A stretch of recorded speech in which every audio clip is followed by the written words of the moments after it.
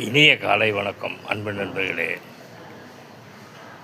இன்றைய செய்தி என்னென்னா, இந்த உலகத்தில் ரொம்ப ரொம்ப ரொம்ப கொடுமையானது என்னன்னீங்கன்னா, நம்ம ஒரு வாட்ஸ்அப்லேயோ ஒரு இதுலேயோ ஒரு மெசேஜ் அனுப்புவோம் நண்பர்களுக்கு, ஒரு செய்தி அனுப்புவோம்.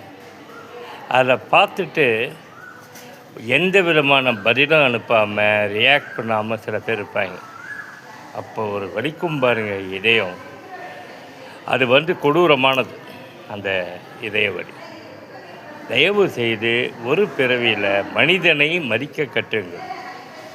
இஸ்லாமில் ஒரு அற்புதமான சொல் இருக்குது. ஒரு மனிதனின் வியர்வை உணர்வதற்கு முன்பு அவனுக்கான ஊதியத்தை கொடுத்து விடுங்கள்ன்ட்டு ஒரு ஸ்லோகம் இருக்குது. அதே தான் மறுபடியும் சொல்கிறேன். தயவு செஞ்சு சினிமாவில் தான் இந்த அருவருப்பான குணங்கள்லாம் சினிமா துறையில். அதனால தான் எனக்கு இப்போ சினிமாவே பிடிக்க மாட்டேன். என்னுடைய மனைவி சார்ந்த குடும்பத்தில் சில இம்சை இருக்கிறதுனால, இம்சைன்னு இல்லை, கடமைகள் இருப்பதனால சென்னையில் வாழ வேண்டிய சூழல். எல்லாம் தலைமொழிகிட்டு நல்ல எண்ணெய் தேய்ச்சி தலைமொழிகிட்டு போருண்டாப்பா. 36 ஆண்டுகள் இந்த சினிமா மீது அரிஷ்டம் தராத, அதாவது ஒரு அங்கீகாரம் தராத இந்த துறை இனியும் அருவருப்பாக சுத்தணுமா இந்த இடத்துல அப்படின்ட்டு இருக்கிற அந்த சின்ன ஓய்வு ஊதியத்தில் நல்லா தயாராக இருக்கேன். ஏதாவது ஒரு கிராமத்துலேயோ எங்கேயாவது போய் கிருஷ்ணா ராமான்ட்டு ஆன்மீகத்தில் வாழ்ந்து செத்து போயிடலான்ட்டு. ஏன்னா இங்கே மரியாதை கிடையாது மனிதனுக்கு. ஒருவனுடைய அறிவுக்கு நுண்ணறிவுக்கு கிடையாது. மொக்க படம் எடுப்பாங்க, நடிகனுக்கு எடுத்துன்னு போய் காசு கொடுப்பாங்க. டைரக்ஷன் டிபார்ட்மெண்ட்டை தவிர்த்து மீதி எல்லாருக்கும் டீசெண்டாக பிஹேவ் பண்ணுவாங்க.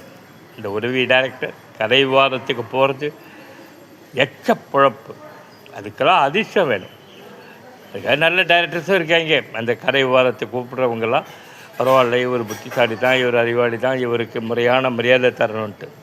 ஆனால் 95% படைப்பாளிகளுக்கு தமிழ் சினிமாவில் மரியாதை இல்லை. அதனால தான் படங்களும் போடுவதில்லை. தொடர்ச்சியாக ஃப்ளாப், கோடிக்கணக்கில் போய் லாஸ் ஆகுது. ஏன்னா வயிற்றெரிச்சல், ஏழைகளுடைய வயிற்றெரிச்சல். கிரியேட்டரை வயிற்றில் அடிக்கிறது, கிரியேட்டரை மரியாதையோடு நடத்துவதில்லை. இந்த மாதிரியான செயல்கள் தான் சினிமா அழிந்து போவதற்கு காரணம். குறிப்பாக இந்த தயாரிப்பு நிர்வாகிகளுக்கு அந்த நாகரிகம், இங்கீதம் துளி கூட தெரிவதில்லை.